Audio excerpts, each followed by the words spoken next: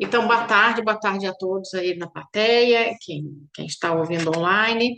Queria agradecer a doutora Adriana e doutor João Alberto pelo convite para conversar com vocês esse sábado. Comentários antes de começar sobre a minha participação lá no CNE. Assim, Adriana, eu ainda não estou apanhando, passo umas raivas, mas não estou apanhando, porque até recentemente, de certa forma, nós tínhamos uma outra composição no CNE e agora é que realmente entrou a maioria nomeada pelo presidente Lula, então vamos ver como é que vai ser, né? Na comissão de alfabetização, eu fiz um relatório, essa comissão foi aberta antes de eu entrar no conselho, e ela tinha como propósito contribuir para a Política Nacional de Alfabetização, que era conduzida pela Secretaria de Alfabetização do Ministério da Educação, que estava sob o comando do professor Carlos Nadalim, que eu tenho certeza que todos os senhores já devem ter ouvido falar.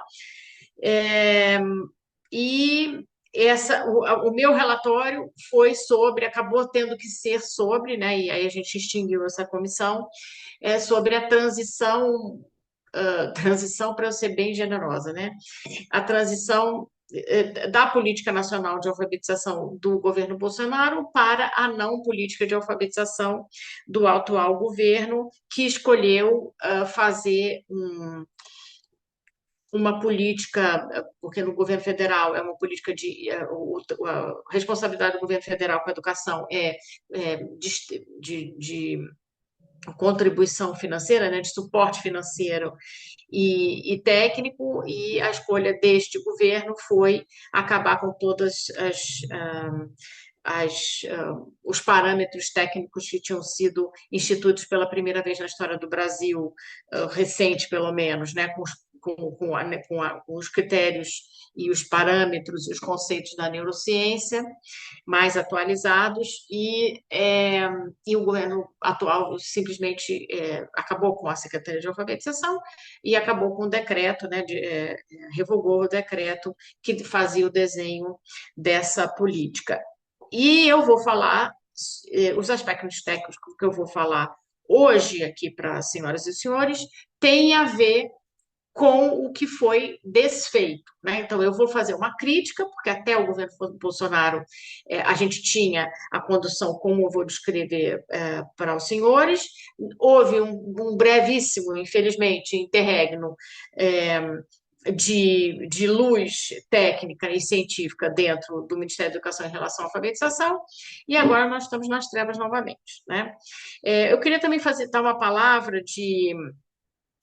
me juntar aqui com a Adriana, né, sobre o professor Jorge, que eu acho extremamente importante contar com a luz dele, com aquilo que ele nos trouxe de forma muito resumida, porque, na minha experiência, e aí é uma questão de agradecer e lamentar profundamente não tê-lo conhecido antes, porque faz 30 anos que eu estou nessa área, fora meus anos de universidade, e eu vi o gramscismo muito intencional e se instalar na universidade. Eu fiz graduação na Federal do Rio de Janeiro e eu vi essas pessoas de extrema esquerda entrando na universidade para destruí-la por dentro, né? Além do fato de que eu sou católica, estudei num colégio religioso no Fundamental 2 e vi também ali a teoria da libertação entrando na educação, isso no final dos anos 70, início dos anos 80, né? Então, assim, o que ele falou hoje é uma maneira sistemática de a gente olhar para trás e ver como que foi arquitetada toda essa situação ah, na qual agora nós nos encontramos. Então, eu vou passar aqui. Adriana, você passa a apresentação aí ou eu passo daqui? Porque eu não tenho certeza se eu. Vamos lá, share screen, vamos ver. Ai, meu Deus, vocês não me permitem que eu compartilhe a tela, então vocês têm que passar minha apresentação por aí, por favor.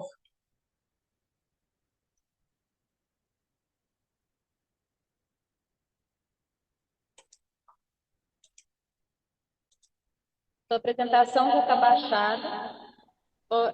Você vai colocar na tela, Jana? Eu não posso pôr na tela porque vocês não habilitaram Não, o sim, screen então sharing. vai colocar. colocar na tela, e aí você vai falando e pedindo para modificar e ele vai alterando.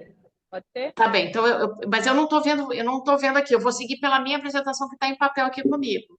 Oi, Lona, peraí. Eu vou te autorizar aqui a compartilhar sua tela. Tá.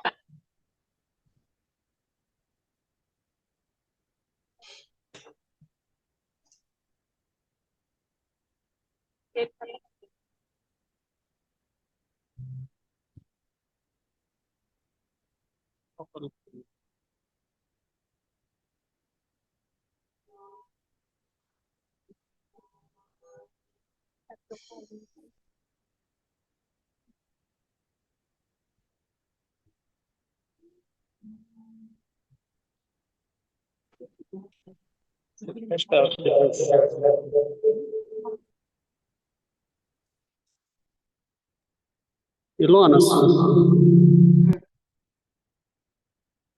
solicita o compartilhamento de tela. Tá, ainda está aparecendo como disabled.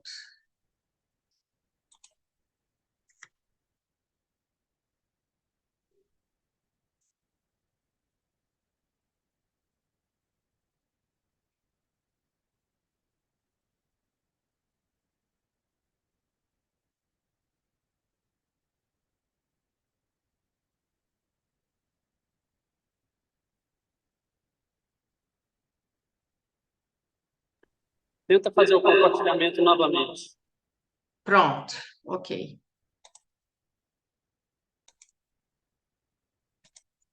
Ótimo. Assim vai. Ah, ótimo. Vocês conseguem ver? Pera lá, uma coisa. Sim, conseguimos. Pronto. Então vamos lá. Que bom. Então, está aqui minha apresentação, eu vou controlar daqui. Então, vamos começar agora. É, o que que nós temos aqui, né? Um resumo, como o professor Jorge fez, né? A educação no Brasil não melhora, é, em termos de resultado, e a causa não está nos alunos, mas no sistema educacional. É importante dizer isso, porque tem muita gente que acha que aluno pobre não aprende porque não quer, ou as famílias não sei das quantas, etc. e tal, e no fundo o sistema não consegue educar nem, mais para frente, nem os alunos de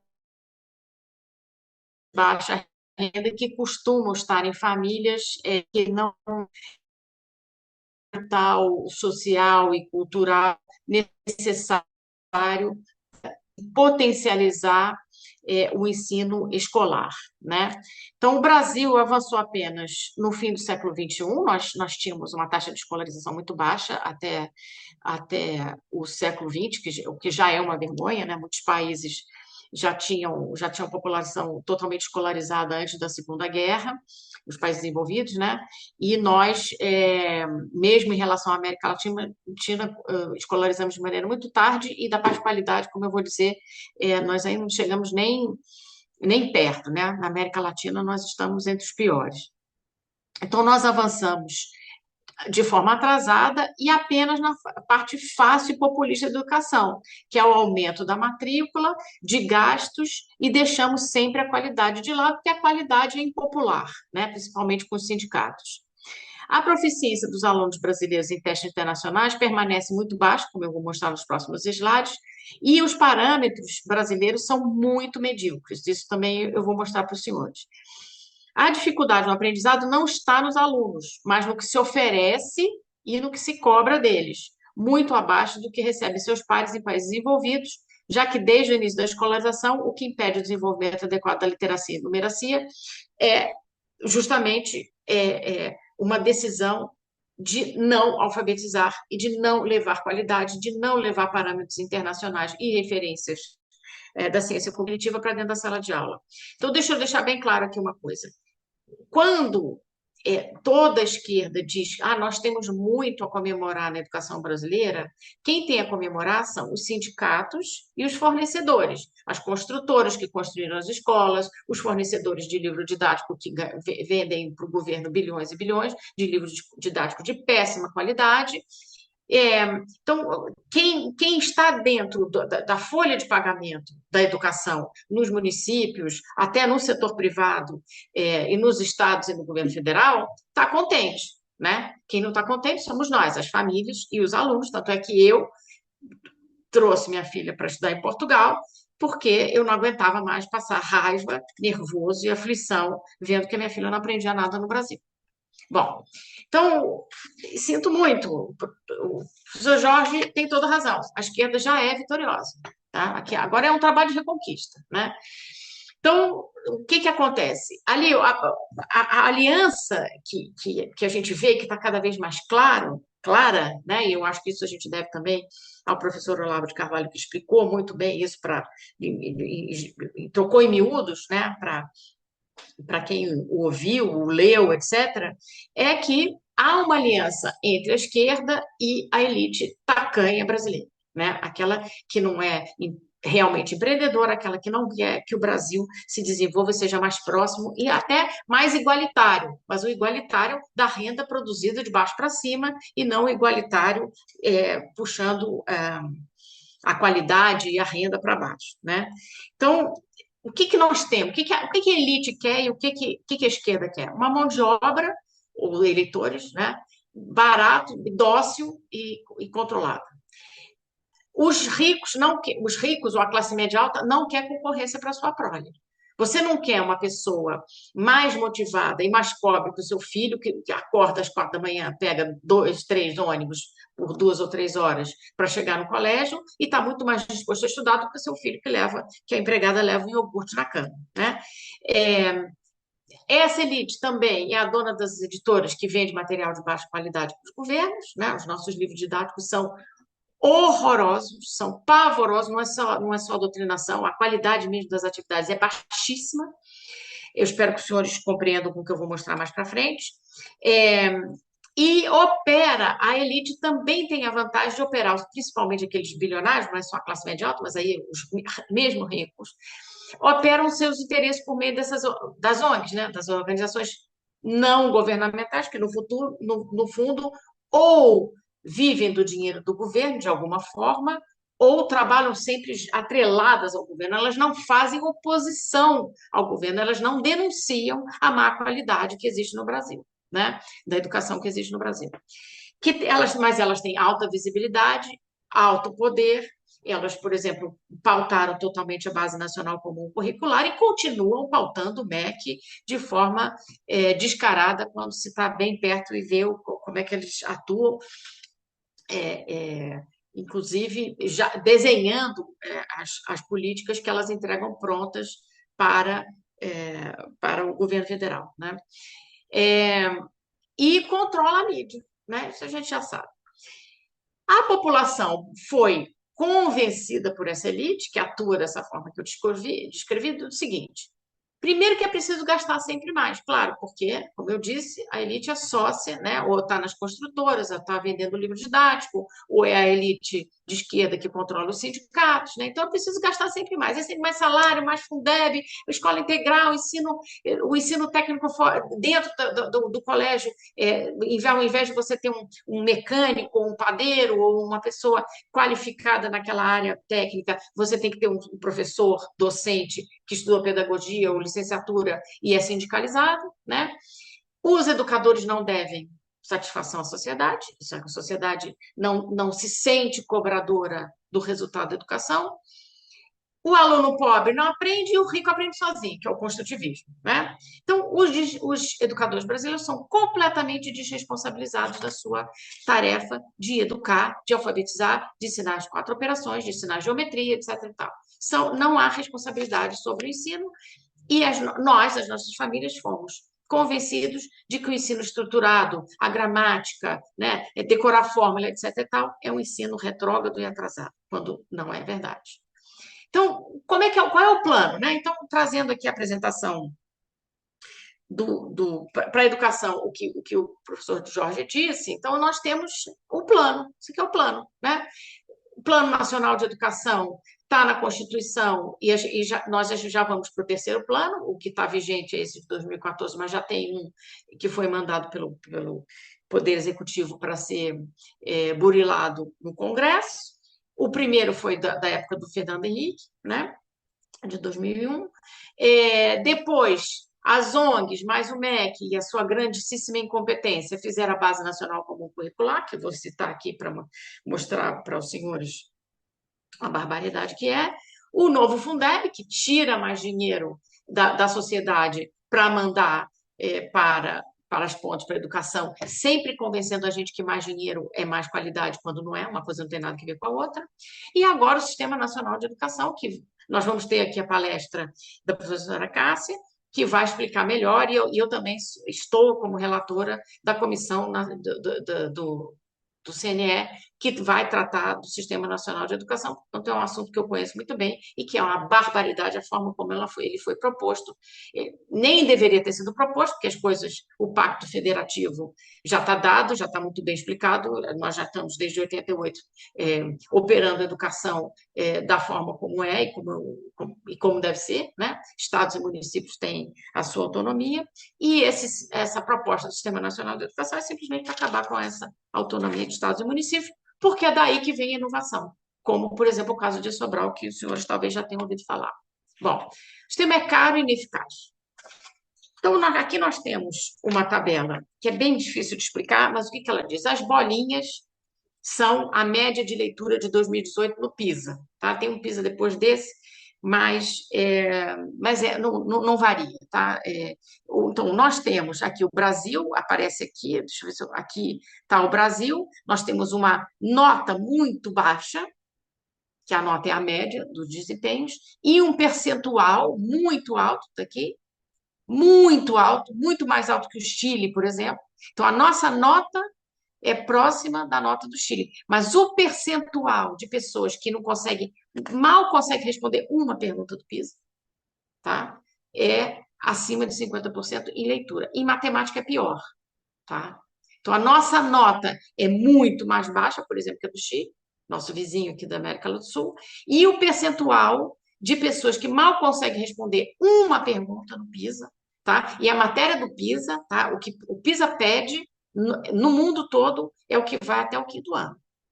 Eu sei, e os senhores talvez devem saber, que quem faz a prova do PISA é quem está a partir do sétimo ano, sendo que a moda, ou seja, a maior parte dos alunos, está no primeiro ano do que antigamente se chamava primeiro científico e agora chama primeiro ano do ensino médio. Mas a matéria, o que se pede, aritmética básica, um pouquinho de álgebra, uma coisa simplérrima, o aluno de quinto ano, sexto no máximo, já consegue dominar. Porque essa é a concepção do PISA, um dia a gente pode falar com mais detalhes sobre isso. Mas o que eu queria chamar a atenção para os senhores é o seguinte: isso aqui é a distribuição das notas do PISA de 2018 por decil de renda, tá? Então, assim, o decil mais alto, a gente não tem aqui o 1% representado aqui, porque possivelmente eles não fazem a prova aqui no Brasil, tá? Mas os 10% mais ricos no Brasil, nono decil, tá? Tem o desempenho mais baixo ou quase tão baixo quanto os pobres da Ásia, dos países mais desenvolvidos da Ásia, como Hong Kong e a China, tá? E Singapura. Então, assim, vejam isso aqui. Agora, olha a diferença ou seja, os filhos dos senhores que devem estar no nono decil, eles têm o desempenho quase igual ou mais baixo do que o catador de lixo da Ásia, tá? E a média, ou seja, a classe média, o filho das nossas empregadas, dos nossos porteiros, a classe média, né? Porque não se engane, que a classe média baixa é mais baixa ainda, né? Aquela classe média que enfim, mal e mal tem uma casinha, tem um carro, que consegue, ou conseguia, pelo menos antigamente, antes da inflação disparar, conseguir fechar o mês, né, as despesas do mês, junto com o seu salário. Então, esse grupo aqui, né, que é a maioria da população, têm um desempenho tão baixo quanto, por exemplo, os alunos mais pobres aqui em Portugal. Tá? Então, assim, isso aqui é para pensarem bem o seguinte: eu estou na escola privada, então estou livre, né? Eu não. Isso é o problema dos pobres, sim, o problema é pior que os pobres. Mas o seu filho, dos 10% mais ricos, não tem um ensino competitivo, tá? Aqui, lá no Brasil. Bom, aí no Brasil, né? Então, tudo começa no currículo. Então, essa é a minha especialidade, acho que eu estudo, eu não sou, nem de longe, Adriana, a pessoa mais. Sim, no Brasil, sim, porque no Brasil é várzea, né? Então, assim, eu não tenho quem sabe, não sei com o professor Nadalim e mais uma ou outra pessoa, tá?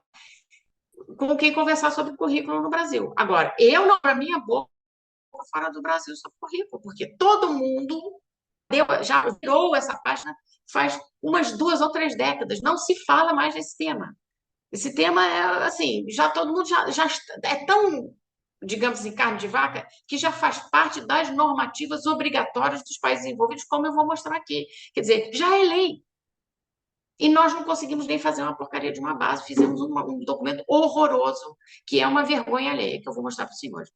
Sem o currículo direito, como eu vou mostrar mais para frente, não se escreve um livro didático. Então, se eu não sei que o aluno tem que somar fração do mesmo denominador comum no primeiro ano, ou que ele tem que ler um texto com X características no primeiro ou no segundo ano, eu não consigo produzir o livro didático para ele. Eu faço qualquer coisa. E aí, para as editoras é ótimo, né? Porque qualquer coisa, vende qualquer coisa, eu pego um autor de livro muito ruinzinho, pago qualquer caraminguá para ele e faturo alto no PNLD, junto ao governo federal ou aos municípios e estados que não têm capacidade nenhuma de discernimento do que é bom, do que é ruim.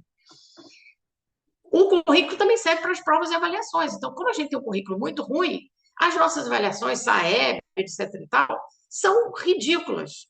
Eu vou dar um exemplo aqui de o que se pergunta numa prova, e por isso ninguém exige nada dos alunos, né? Porque a prova que vai dizer se o sistema está bom ou ruim é tão medíocre que ninguém vai ficar nervoso se você muito pouco, né? Então, não se muda as provas por causa disso.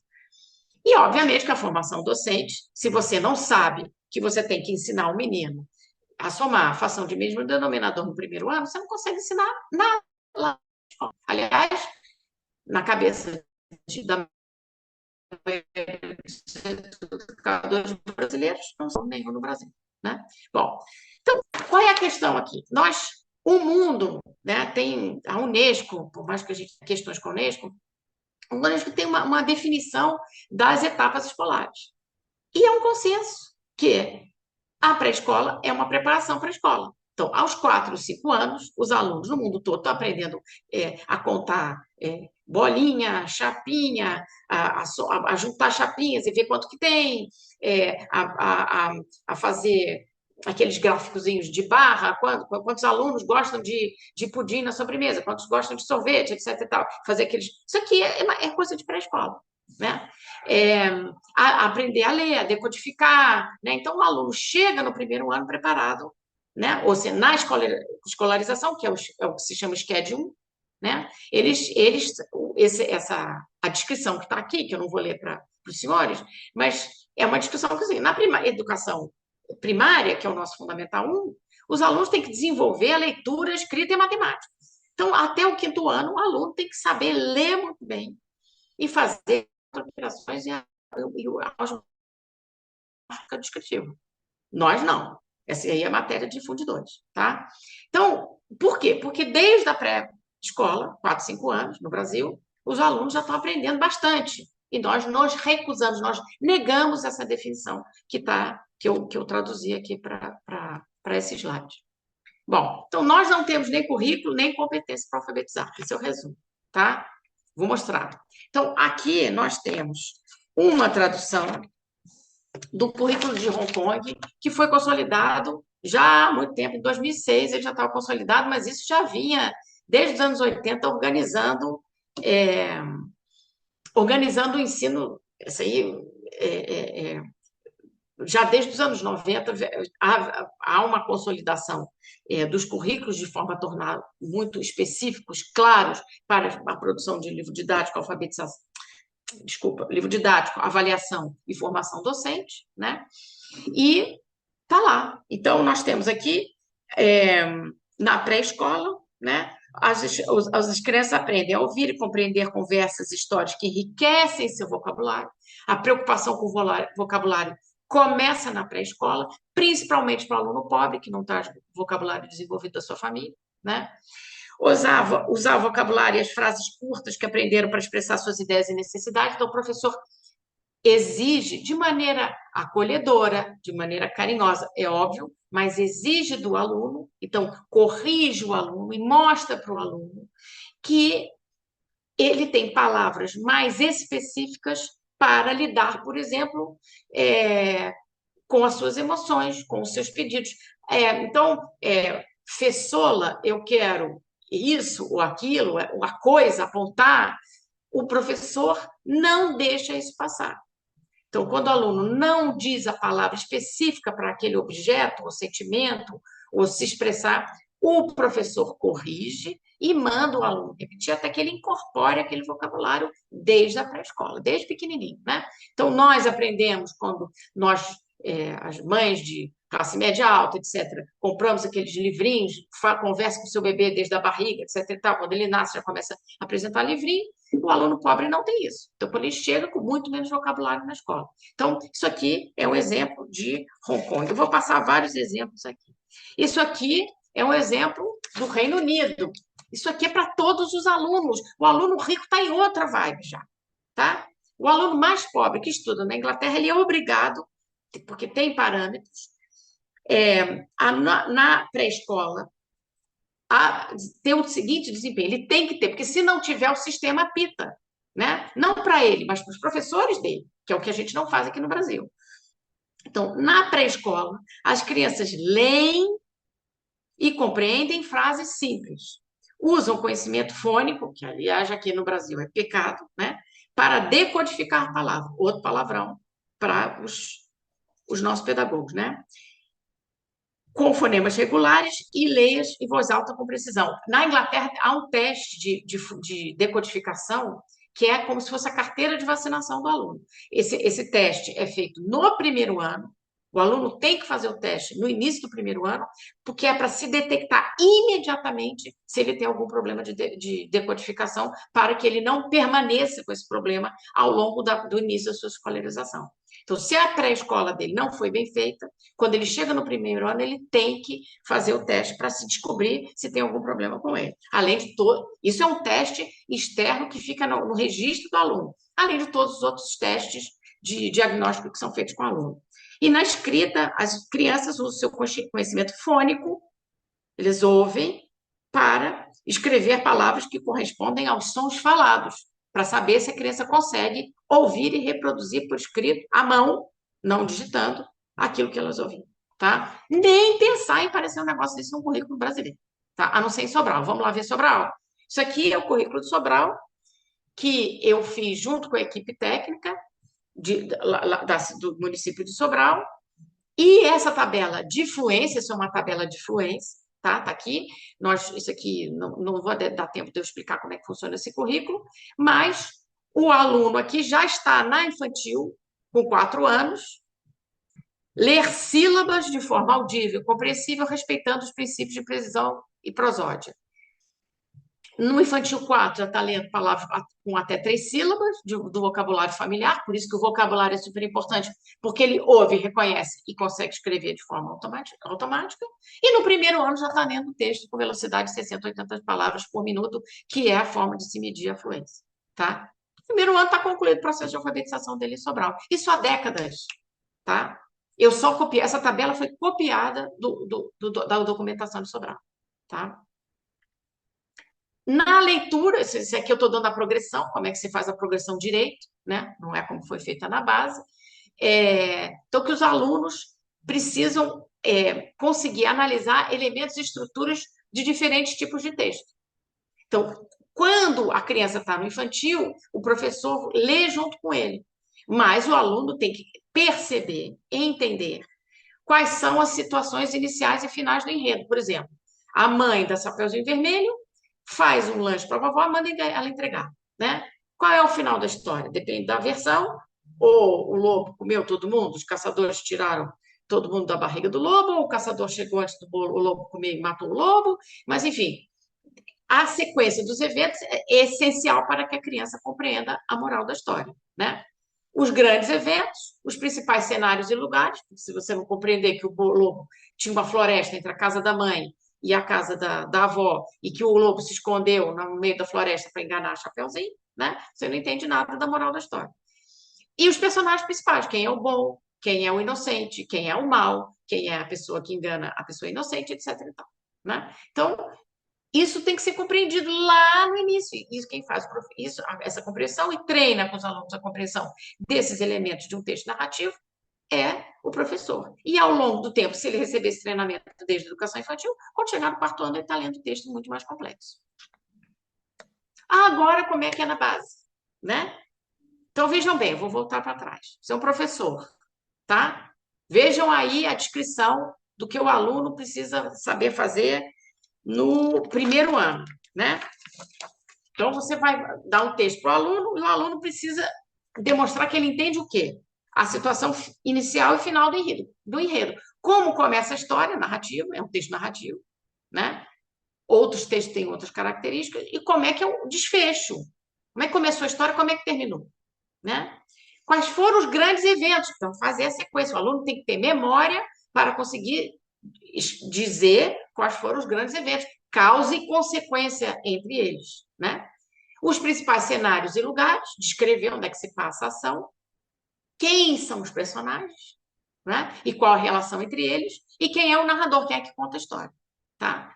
Se você é um professor, vai montar uma aula para o primeiro ano, não está mal, né?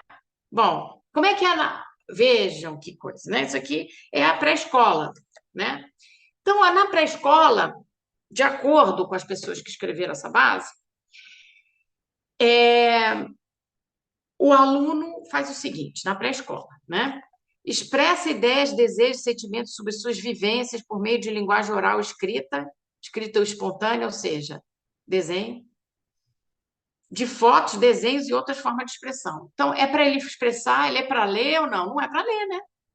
Porque isso é por escrita espontânea, não está escrevendo palavra. Foto, desenho, outras formas de expressão, não é nem para ele ler, nem para escrever, né? Inventar brincadeiras cantadas, poemas e canções, criando rimas, aliterações e ritmos. Não, senhor. A criança pode participar na invenção e achar que está inventando alguma coisa, mas quem inventa é o professor. Ele não inventa, né? Ele segue um script estruturado de quais são as sílabas.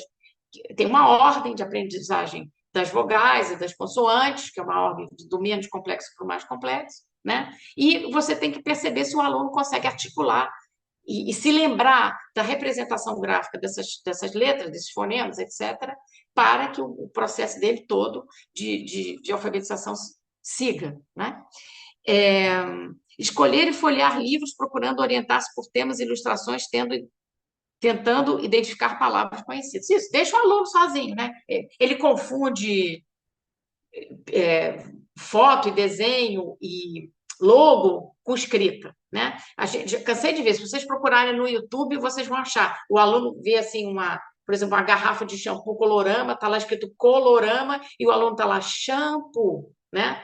Por quê? O aluno sabe que aquela é uma garrafa de shampoo, vê que tem uma coisa escrita, ele conclui que o que está escrito é o nome do que tem dentro da garrafa, mas ele não consegue ler. Então, ele diz colorama e não diz shampoo, que é o que deveria estar escrito lá, e ele não lê, né? Então, eu não vou ler, enfadonha aqui ler tudo, mas tenham curiosidade de ler, tenham curiosidade de ler a base e tentem, como pais, descobrir o que é para fazer com o seu filho por meio dessa suposta orientação que é a Base Nacional Comum Curricular. É impossível, tá? Eu mando para a Adriana o currículo de Sobral, aí os senhores e senhoras leiam o currículo de Sobral e vão ver a diferença. Inclusive, deve ter professores na plateia, porque fica muito mais fácil montar uma sequência didática com o currículo de Sobral, que ele é especificado, basicamente. E foi isso que a intenção foi essa mesmo. Trouxe mais umas pérolazinhas aqui. Então, pérolas de pseudo-conceito que são divulgadas, né, há anos já pela Base Nacional Comum Curricular. Então,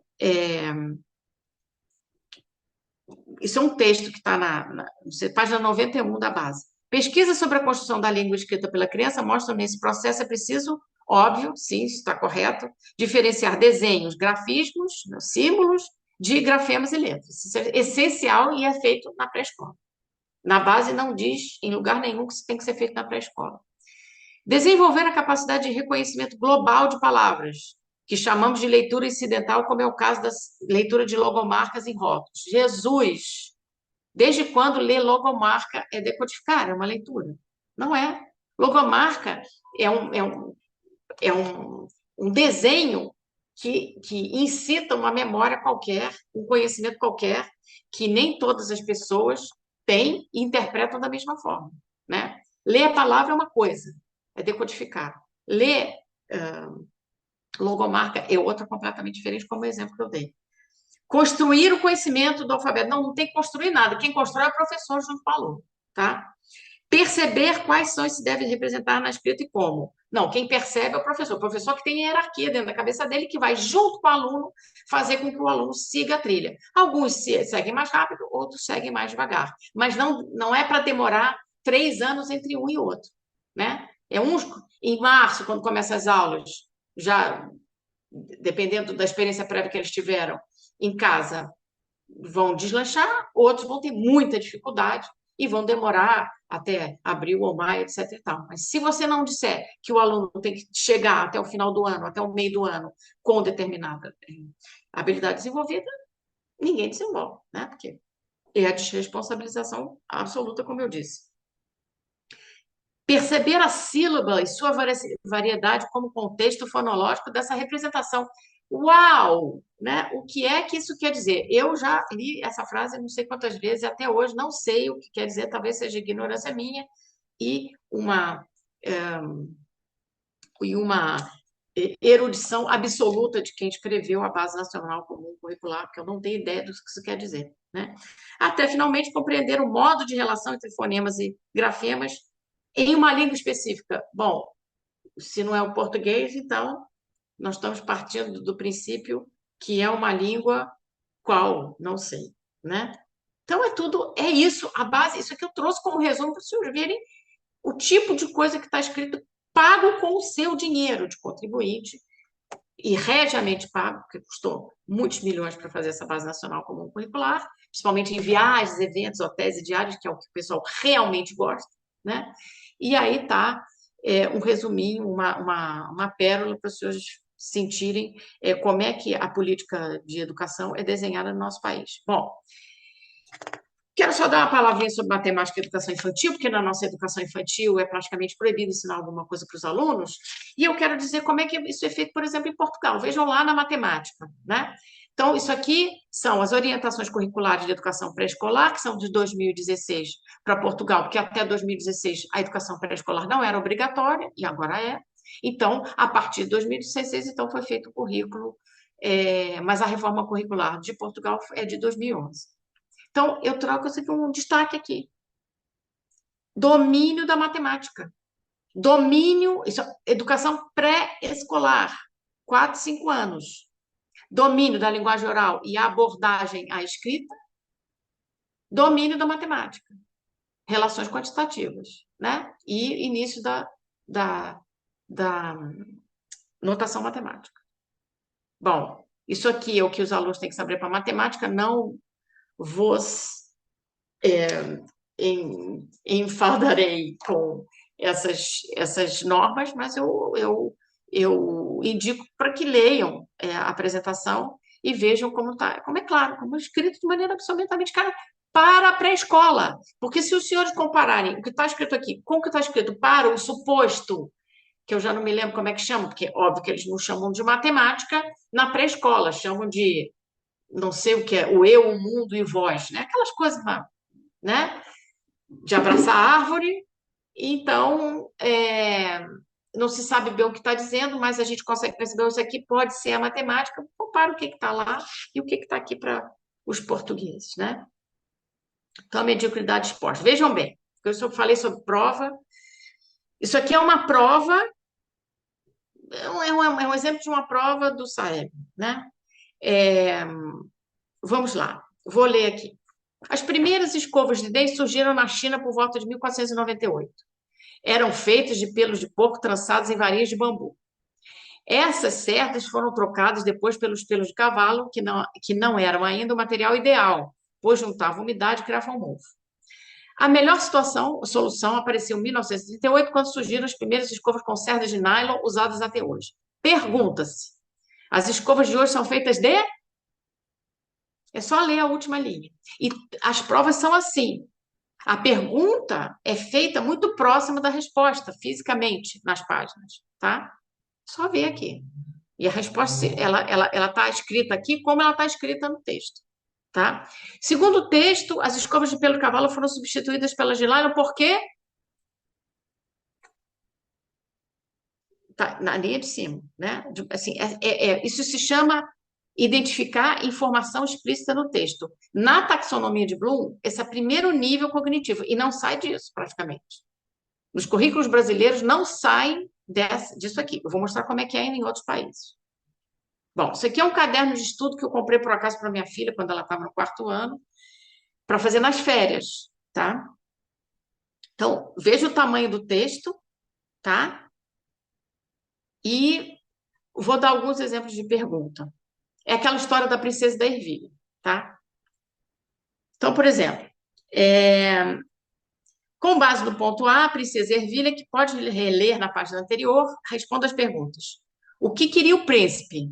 Vamos ver lá, tá na primeira linha. Era uma vez um príncipe que queria casar com uma princesa. Então, o que ele queria? Casar com uma princesa. Está na primeira linha, tá? Então, essa é a primeira pergunta, identificar a informação explícita no texto, tá? Em que estado estava a princesa quando ele bateu a porta da cidade? Vamos ver, é isso que a gente acha. Tá? Mas como, deixa eu ver se eu consigo tirar isso daqui. Mas como uma princesa autêntica, mas ele queria casar com uma princesa, mas como uma princesa autêntica. Viajou assim por todo mundo à procura de uma que fosse realmente, mas em todas que o fosse realmente, mas em todas que encontrou, descobria sempre alguma coisa que não lhe agradava. Não, até agora nós não achamos em que estado que estava, né? A pergunta é: em que estado estava a princesa quando bateu a porta da cidade? Quando o príncipe, né? Quando o príncipe bateu, omitiram o sujeito aqui. O que já dificulta a leitura da pergunta. Então, já adicionaram 2 níveis de dificuldade nessa segunda pergunta, tá? Bom, aí lá na sexta linha aparece então, bateu alguém à porta da cidade e o velho rei veio abri-la. Na 7ª linha. Era uma princesa que estava lá fora. Mas, santo Deus, em que estado a tinham posto a chuva e o mau tempo? A água escorria-lhe dos cabelos, do vestido e do nariz sobre os sapatos, que a vertiam por todos os lados. Era uma verdadeira princesa, declarou ela. Vejam, olha a resposta aqui. Em que estado estava a princesa quando bateu a porta da cidade? A resposta é: ela estava molhada pela chuva, não é? Só que essa resposta não está dada desta forma no texto. O texto diz que, olha o estado que ela. Meu Deus, olha o estado que ela estava. Estava com a água a escorrer pelos cabelos, pela roupa. Pode, né? Mas pode-se dizer, pode-se repetir, pode-se copiar o texto. Mas o correto é dizer: a princesa estava toda molhada pela chuva que tinha tomado. Vamos para uma pergunta mais para frente. Porque o que acontece? Os exercícios e as provas internacionais, elas observam, elas seguem a taxonomia de Bloom, que é um livro técnico dos anos 50 nos Estados Unidos e que pautam a avaliação no mundo todo até hoje. Claro que essas taxonomias foram revistas e desenvolvidas e ampliadas, mas essa lógica, ela se reflete aqui e só no Brasil é que não se reflete, né? Então, quando chega no final, a pergunta 5, 6 e 6.1, na tua opinião, por que razão desejaria o príncipe casar apenas com uma princesa genuína? Então, o que acontece? É compreensão. Vejam aqui ao lado os quadrinhos dizendo o nível, apontando o nível cognitivo que se está avaliando. Então, nas primeiras perguntas, é compreensão literal, né? Nas perguntas, sublinha as palavras que precisas para lhe responder. Localiza no texto a resposta e sublinha. Escreve tua resposta. Mas é diferente para responder a primeira pergunta, como eu mostrei, do que para responder a segunda. E aí, eu não vou ler todos os quadradinhos, mas os quadradinhos aumentam em progressão de complexidade cognitiva. E no último, que se chama compreensão crítica, e que não é teoria crítica, e que não é o aluno crítico que os nossos pedagogos tanto querem produzir, que são aqueles que papagaiam o Paulo Freirismo, né?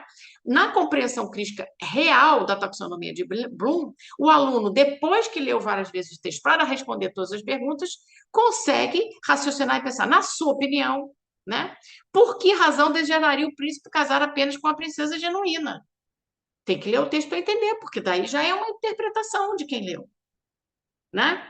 Quando, naquela noite, a princesa disse que era uma princesa verdadeira, a velha rainha respondeu: em breve saberemos. O que ela queria dizer? Ou seja, interpretar o contexto sob o ponto de vista de um dos personagens, que é o que eu falei lá no isso aqui é um texto de quarto ano, né? Que é o que aparece na compreensão no currículo de Sobral, que quando a pessoa consegue entender as relações entre os personagens e como é que os personagens pensam, ela consegue responder esse tipo de pergunta.